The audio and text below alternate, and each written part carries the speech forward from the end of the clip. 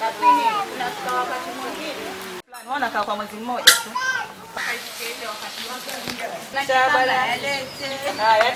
Na mkate unapatikana. Kuna wakati saria Jongwani. Jongwani ndisi. Dawa ambayo tunapata kwa baadhi ya dawa.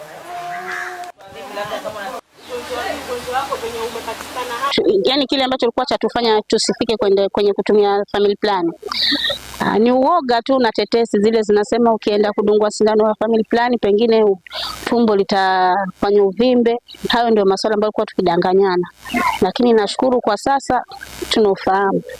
Tusikose kutumia, maana sasa ukiwa na watoto wengi pia sasa hivi kuna changamoto ya masomo, mambo hayo machangamoto ya matibabu na nini. Kwa hivyo at least ukipata watoto ambao unaweza kuwa control itakuwa ni vizuri. Tunaona watoto wanaoletwa pale hospitali, tutapata mama amezaa karibu na kiza karibu wale watoto wanakosa afya njema, na pia tunapata kuona labda mama ameavya mimba immediately anapata ujauzito mwingine.